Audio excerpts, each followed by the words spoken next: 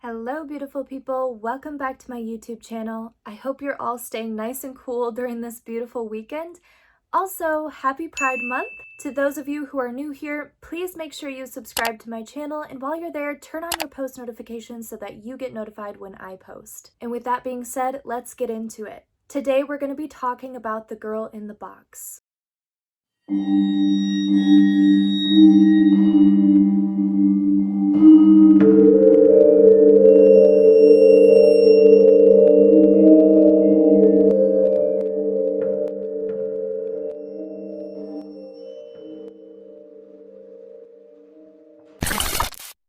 Colleen Stan was only 20 years old when she began hitchhiking from her hometown of Eugene, Oregon to a friend's birthday event in California. She was careful about who she took a ride with, even passing up a ride with a group of young men. But when Cameron and Janice Hooker offered her a ride, they seemed like the safe choice given that they had a baby in the back seat.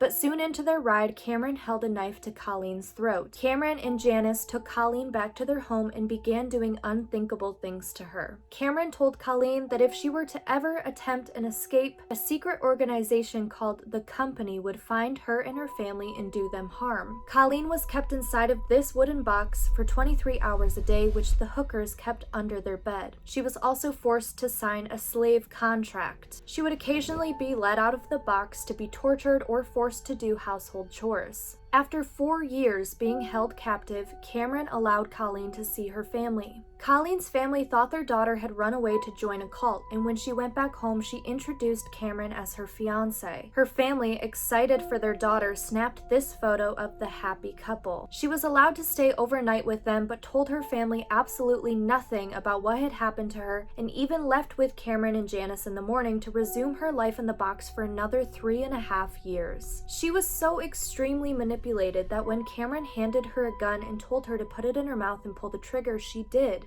But the gun had no bullets, and this was only a test of loyalty to him. After 7 years and word from Cameron that he wanted to make Colleen his second wife and even possibly get another slave, Janice confessed to Colleen that the company wasn't real, but was rather a weapon that Cameron used to manipulate her into staying. Janice then helped Colleen escape, but before Colleen made it out, she made a call from the bus station's payphone to Cameron. She told him she was leaving, and he cried over the phone with her. Colleen told Cameron over the phone that she hoped that he would change, and she ended up not reporting anything that had happened to her. Part of the reason that Colleen was so conflicted over her feelings about Cameron was because she saw how good of a father he was to his daughter. Janice went back to Cameron and helped him destroy some of the evidence that would have helped convict him, but she eventually began cooperating with police as a witness against her husband in exchange for immunity, and eventually she came forward about the abuse that she suffered from Cameron as well.